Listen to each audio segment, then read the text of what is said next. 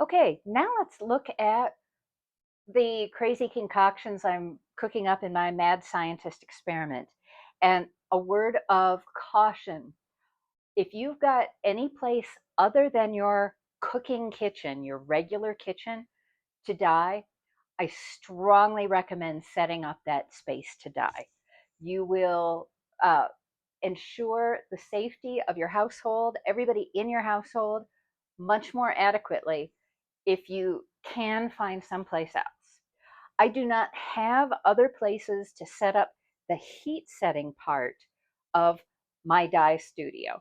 So I do put my pre-mixed dyes and lobster pots together, generally someplace other than my main kitchen. Also, I don't want to get dye stains on my beautiful countertops that I just had replaced, oh, I don't know, a year and a half ago. Uh, but it turns out that for various reasons, this is the only place I can set the heat on my acid dyes. I use the stovetop with these lobster pots. And by lobster pots, I mean, see that second row of handles up there? That is an insert with a built-in colander. And as long as I'm very, very careful when I set it back into the pot, it won't splash all over the place. If I'm not very careful, it does splash all over the place, and that's not cool. Uh, so you can see that I've got gloves. I've protected the surface with old towels. I do have my stock solutions. This little green bottle and green topped bottle and blue topped bottle are my dye stock solutions. But they're sitting on towels because I've learned the hard way. Water gets everywhere when you use acid dyes, and so it is much better to protect the surfaces you're working on. Notice too the gloves, they are crucial to this process. And I also have, and I'm moving them over because I just rinsed them, I also have heat protective plastic gloves because what I've got in the dye pots right now, I'm basically over dyeing. The first go round, I ended up with blotchier results than I really wanted. And that's been happening a lot, and I need to do some work to figure out what's going on.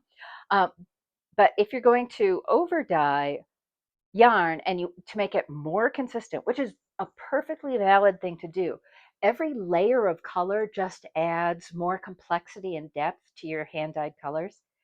If you're going to put the yarn in a lobster pot that has already been filled with the dye stock solution, you want to be able to, you want to have enough water that you can flip over the yarn. And that is much more adequately done with these heat resistant plastic gloves. Whereas anything that requires a finer degree of control that doesn't have to where you're not sticking your hands in hot water, these forearm length, good plastic gloves work much better. And I just buy them in bulk. Life just gets easier when I've got a whole lot of them and I don't have to worry. And I am just now seeing through your eyes that it would have been much smarter for me to move my kitchen utensil holder that I use for cooking completely away from this. I am not at all worried about the stuff up there because um, I never put it, I never put these surfaces into food. The same with my rack over here, but the utensil holder over here, yeah, I do put that stuff into food, and it would have been much smarter for me to completely clear this space and lay towels on everything. Um, but again, this is how we learn. I want to give you a quick peek into these dye pots, and then we'll talk about something a little more fun. Uh, there is just barely enough water to cover the surface of my dye stuff, which is about 1.5 pounds of yarn here, and I'm going to say a pound here, because I don't like to waste water. And in fact, one of the reasons I use these pots with these colander inserts is that when I'm done with this dye bath, when I have exhausted the acid dye, and I'll talk about that in a second, when I've exhausted the dye, that water is clear or very close to clear. It doesn't have any color left in it. And there's no reason I can't reuse that water to soak more fiber when I get started or to keep in the pot. So, in fact, when I take this pot off the stove, I will gently lift the insert and let as much water as possible stay in the big part. And once the yarn has, and then I'll just put a lid on this pot and save it for the next dyeing adventure. There's no reason not to reuse this water. The same with this one. That said, if I filled up the pot higher, I would have more room for the water to the colored water to evenly flow around the yarn. So when you want really even colors, you might use more water than in what's called, than this. This is called low immersion, or it's a variation of low immersion. You can also, and I've had really good success with this, you can also set an oven and use one of those long banquet chafing dishes with a cover to set the heat. But with acid dyes, unlike fiber reactive dyes, it's the dye powder itself mixed in a solution. It's an acid, and in this case, I'm going to use citric acid that's been dissolved in water, and then it's heat that sets the color. Uh, so I've got to have heat somewhere in this equation. But if I wanted to hand paint the skeins or deliberately go for a blotchier effect, which I just did this morning, and now I'm over dyeing it because it turned out it was more like super patchy than gently blotchy.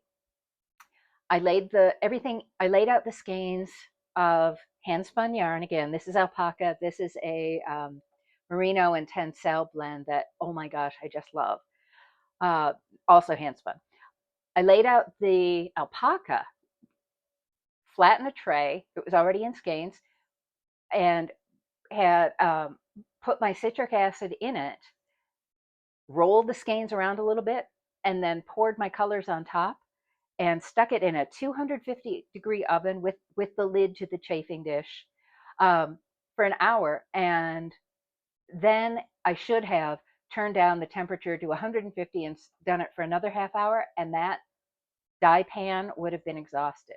So there's multiple ways to do acid dye. So this is the other colorway I dyed this morning.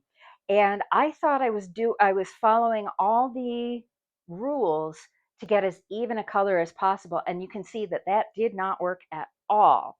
So what I'm going to, and also for whatever weird reason, I ended up with a way darker color than I was expecting at the darkest parts. This to me is not going to give the effect I want on the garment, the knitted garment I am planning. So to fix that, I will end up with a much darker garment than I was planning, but that's okay. I love this color. It'll be fine. I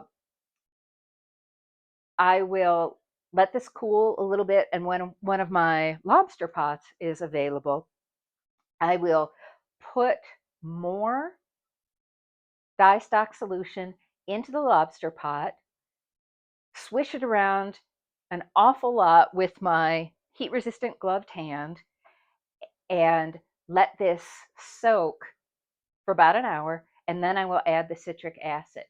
So the things that make acid dyes work, and people understandably have a reaction to the name acid dyes, just like we all have a reaction to the phrase natural dye. If you just heard those terms, you would think, oh, acid dyeing is way more dangerous or more harmful to the environment or whatever than a natural dye. A natural dye is environmentally friendly and it's safe and all that. I think that the truth is not nearly so clear cut. Acid dyes work because this chemical process relies on an acid to make the dye color adhere to this protein fiber. And in a natural dye, what makes the naturally produced color, whatever you're using, marigold flowers or cochineal bugs or whatever it is you're using to produce the dye stock solution, what makes that natural color adhere to the dye stuff is what's called a mordant. In other words, you would put the yarn, I'm just going to say yarn because that's usually what I dye. You would put the yarn, you would soak it in a bath of a mordant, and it's usually something like alum, and let it soak. But that alum is just as potent, or just as harsh a chemical, if you will, as what's in the citric acid. In other words, there is almost no way to produce, well, there is zero way to produce dyed colors without invoking some kind of chemical reaction. It is how they all work and have worked since people discovered that they could do natural dyeing at home. In millennia past, I honestly don't know what people did because they didn't keep records that have survived. But dyers in the ancient, well, up before the middle of the 19th century, when somebody discovered acid dyes like these or aniline dyes like these, uh, whatever people did to fix the color, we don't have records. We don't know. But they did something. So acid dyes, once you add those three components of dye stuff, dye solution, four components, dye solution, acid, and heat, once those four things do their chemical adventures together, the water, after everything gets heated, becomes practically clear. I wouldn't use it for cooking. I just use it for more dye baths, but it is no more environmentally unfriendly than washing your clothes. What you find in acid dyeing is that the order in which you do these steps, and not the amount of water, but the amount of dye solution ratio to the dry weight of goods, is what produces your color. But the order in which you do these steps, do you pre-soak the yarn in the citric acid solution, add the dye stock, and then add the heat, or do you mix it up some way? That is how you create different effects, and you can spend your lifetime playing with this stuff and never get bored because it is just unbelievably cool. The trick to reproducing an effect that you like is to keep good records. So I'm coming back to dyeing after a close to 3 year, more over 3 year hiatus in a very different space, and trying to remember how I did all this stuff. And sometimes I've got good notes, but I honestly still don't remember where they are. So I'm basically relearning all these steps I took to try and figure out how I used to do it.